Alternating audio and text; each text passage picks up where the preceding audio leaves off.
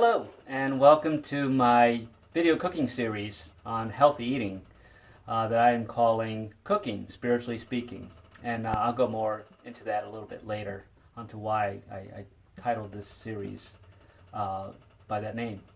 But I wanted to start with a vegetarian, vegan chili.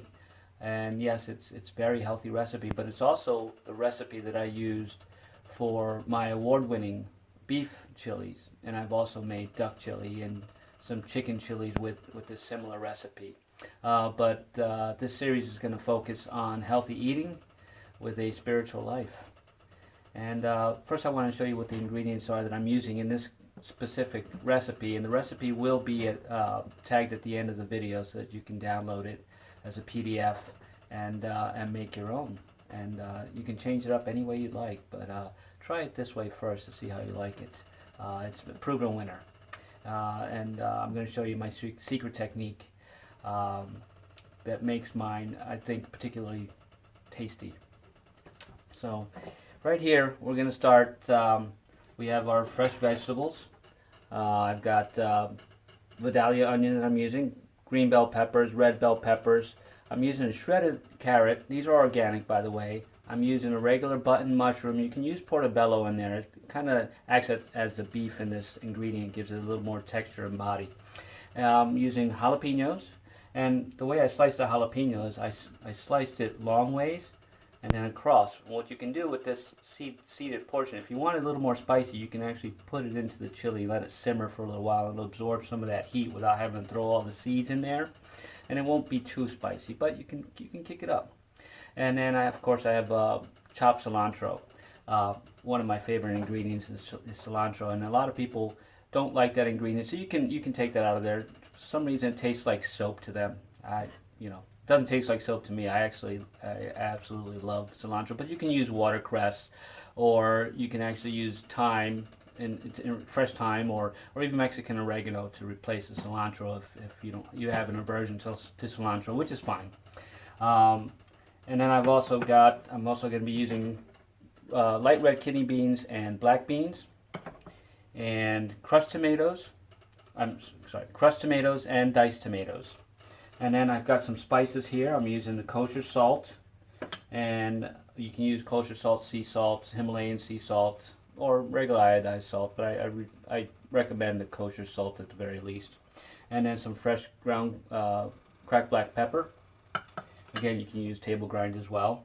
I'm going to use a little cayenne, a little chili powder, some cumin, and some red chili flakes. And I'm using sunflower oil, but you can use vegetable oil or any kind of cooking oil that you prefer. I wouldn't use an extra virgin olive oil, as it has a high burning quality. It'll give it a bad flavor, actually. And then I'm going to use some hot sauce naturally. I like my chili a little bit spicy. So if you were to use a traditional chili recipe which calls for ground beef, my recommendation first is to go ahead and put a little oil in there. Go ahead and brown your ground beef, but in that, spice it up. Put all the spices in there with the ground beef. Let it absorb all of that. Take it out and strain it. Using the same pot, add a little bit more oil, and then add your veggies.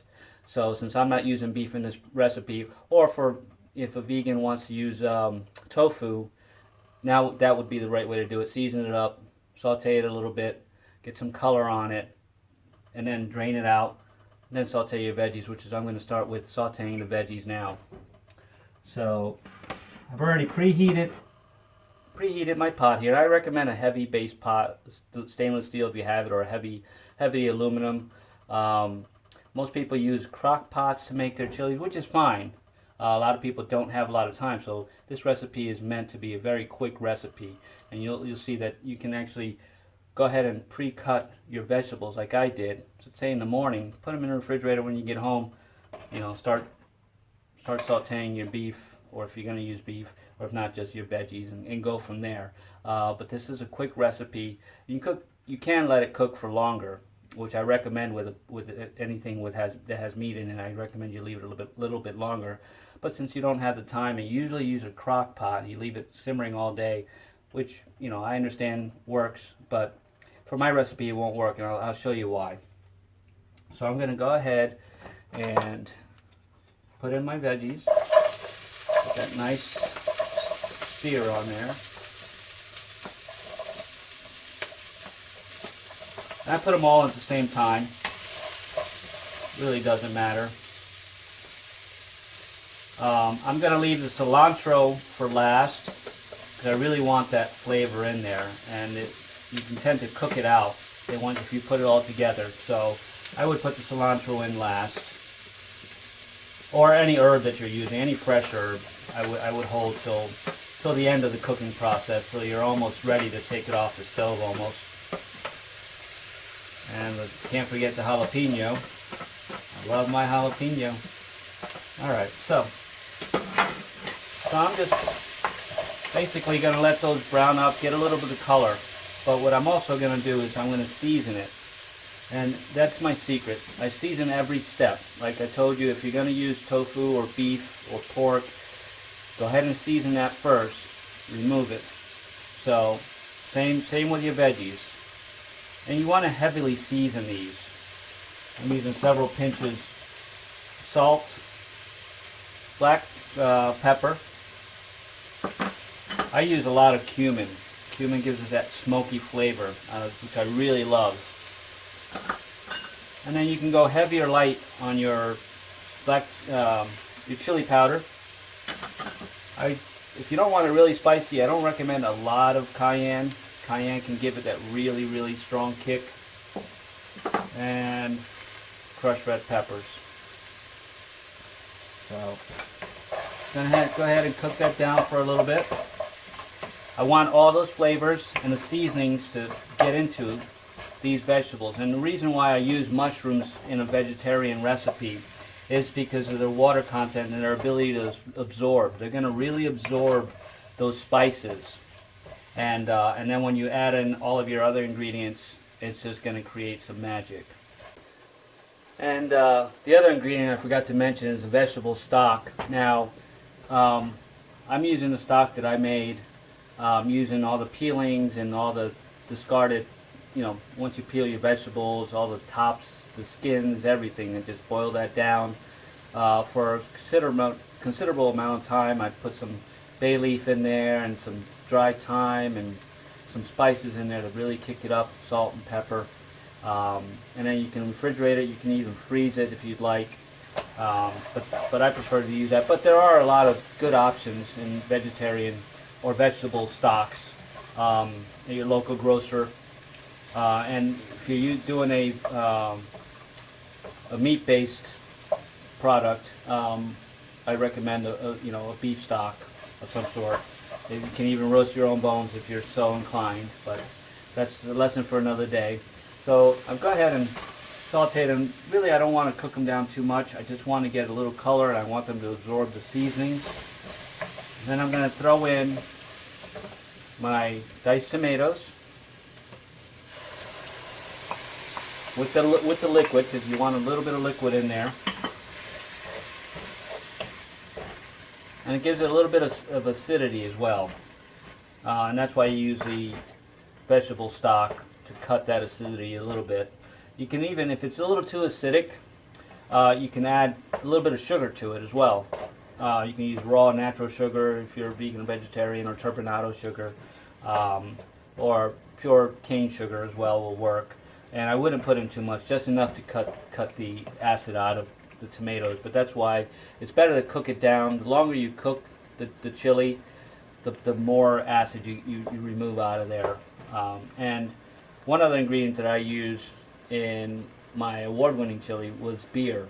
And most beers, people don't know, are organic, like Budweiser and Miller Lite. They are gluten-free and organic. So you can use those. And for this recipe, I would probably use half a cup of beer after I throw in the vegetable stock. But that's an option. But it's not necessary. And I like a thicker chili, so that's why I use a crushed tomatoes. You see, it's almost like a ground tomato.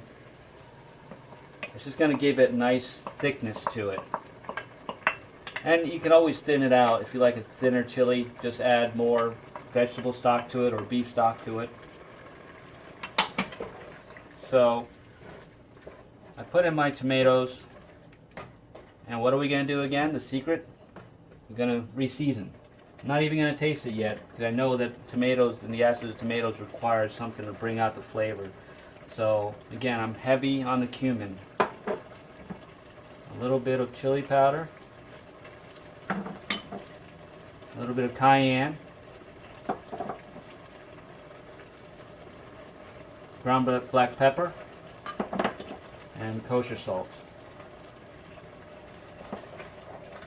I'm going to turn my flame down, or in this case, it's electric stove, so this recipe works with gas and electric. So I'm going to turn it down a little bit. It is coming to a boil, which is what I really want to do. You always want to bring it to a boil as much as possible, but it still needs to cook down a little bit before I introduce my liquid into it. And what I'm going to do now is I'm going to go ahead and taste it. I'm going to grab a little tasting spoon. So I want to see where my seasoning is. I might need a little bit of salt, a little pepper. You can adjust it to your liking. I'm going to go ahead and lower that a little bit more.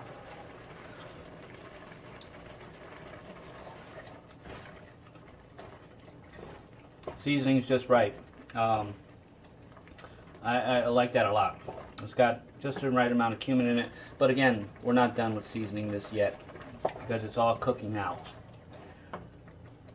And then I'm going to introduce about a half a cup to 3/4 cup of my stock.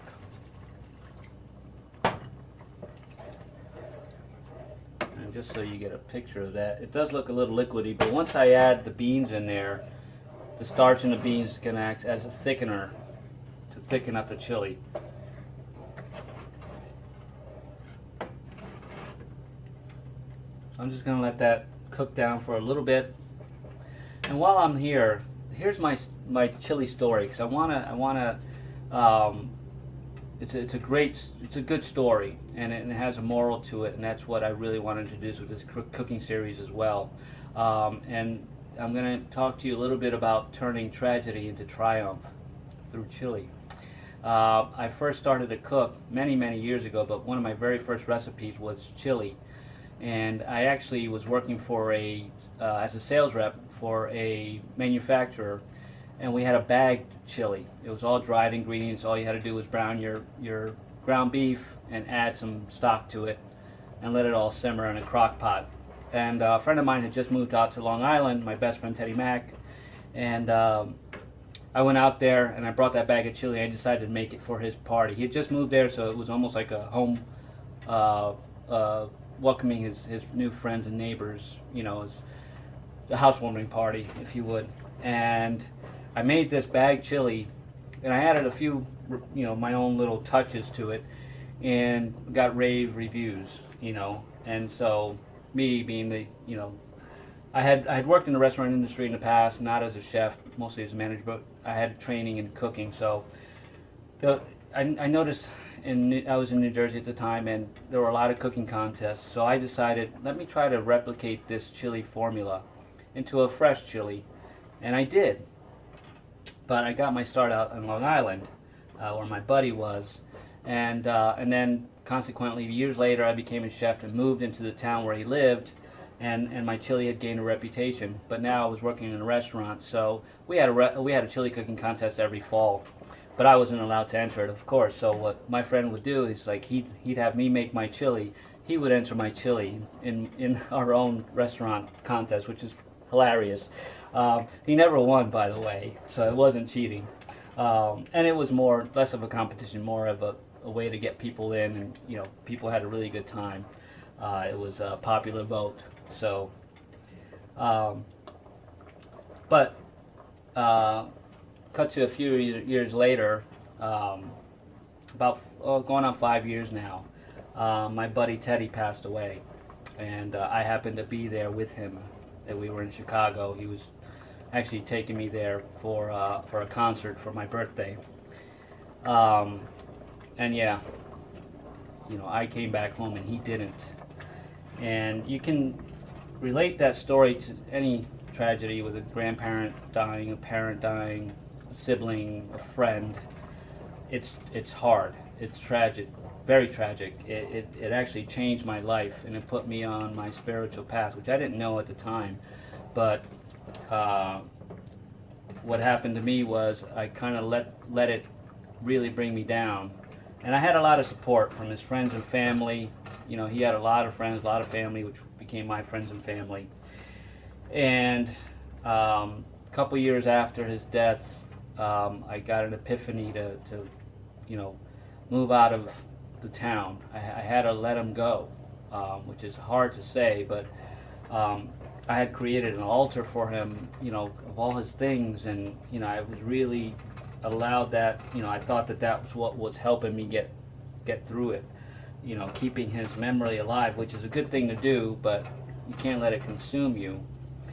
So after a couple of years, I was recognized at the restaurant and was featured on a cooking channel, new series TV show. And a buddy of mine that I went to college with down in Virginia said, "What are you going to do with your 15 minutes of fame?" I went to visit him and I saw that there was a lot going on down here, and I decided to move and start a catering company. But it was all synchronistic. A lot of things were popping up, signs and things that were telling me this was the right move.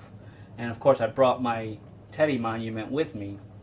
And then, after about half a year, something told me, you got to let him go. And it wasn't easy. And I'm not going to say that it is going to be easy.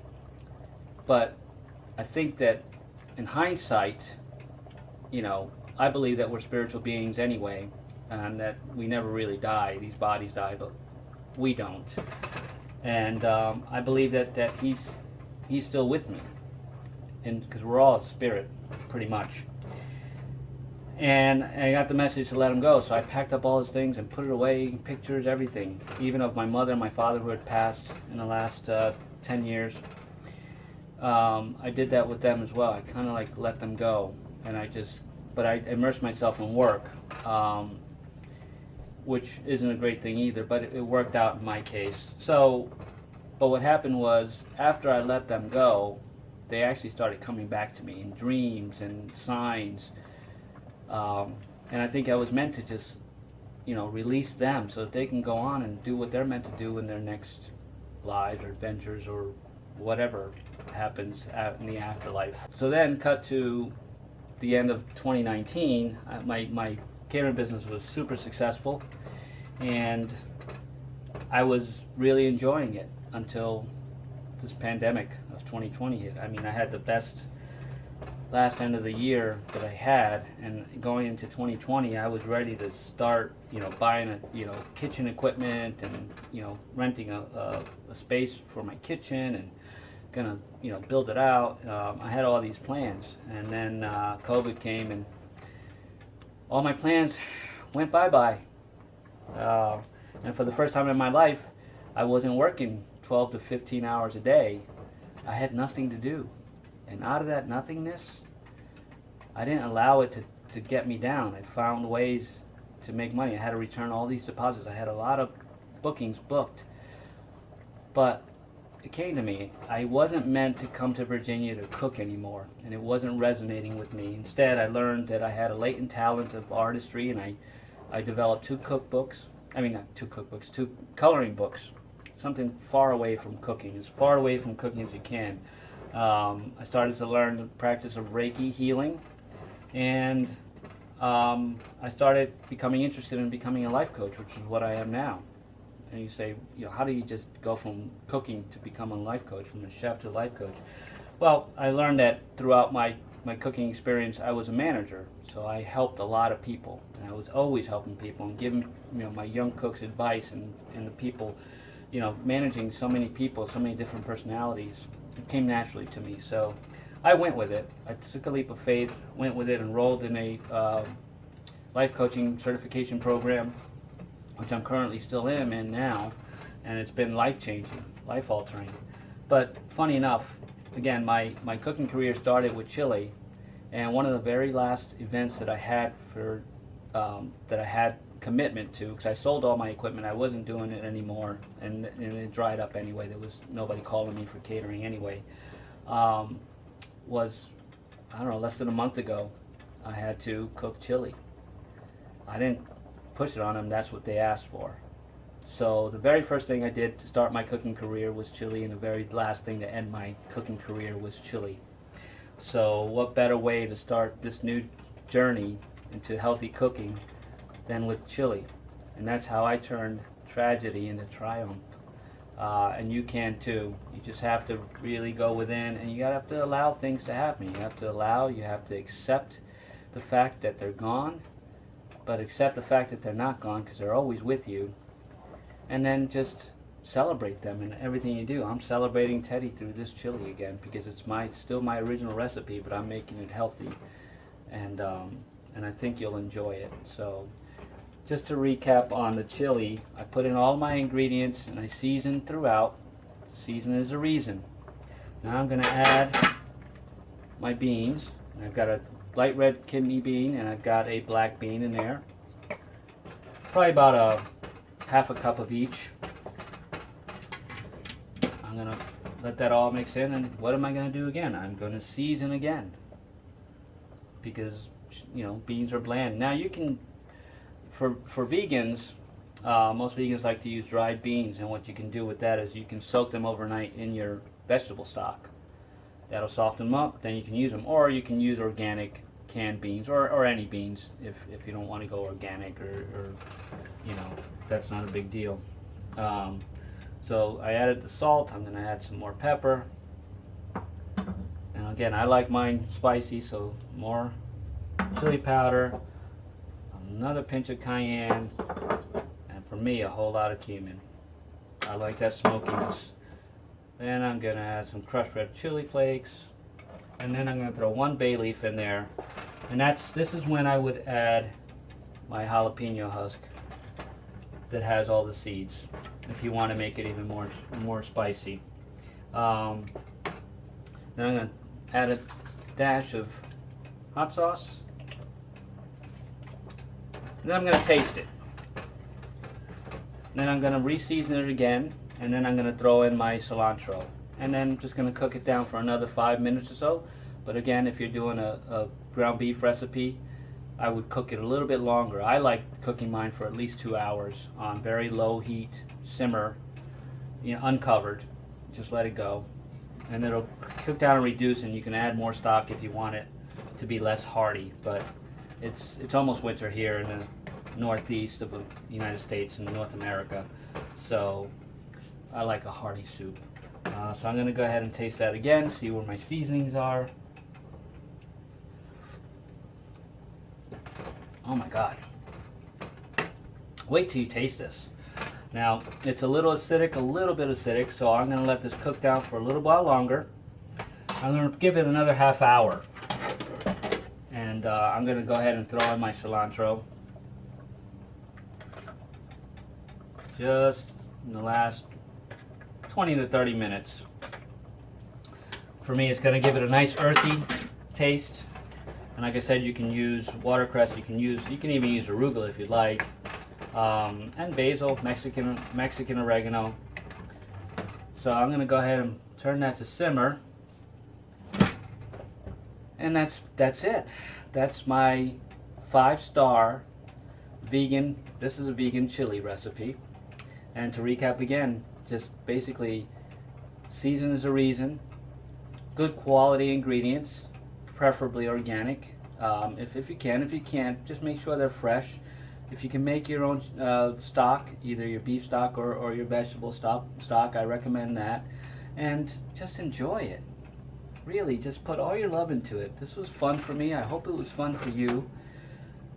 You're gonna love this chili. It's amazing. And then you can play with the recipe. You can add or subtract. If you're gonna go vegetarian, you can throw Brussels sprouts in there. You can throw any kind of grain you want in there, bulgur, wheat, or just play with it. I'm gonna serve this over rice.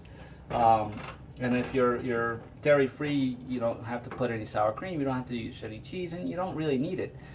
It's got so many flavors in there because I seasoned every step, and that's the secret. Season every step. That's why for me, crock pots don't necessarily work for my tastes because you have to season it all in one shot, mix it in, just let it cook like it's gonna cook. I really believe that seasoning every step really wakens up each individual ingredient and then makes it very cohesive at the end when you're done. So if you got beef in yours, go ahead and cook it for 2 hours if you have the time. And if you don't, this is fine too. As long as you pre-browned it, let it cook for another half an hour, it's ready to serve. So bon appetit, everybody. This is delicious.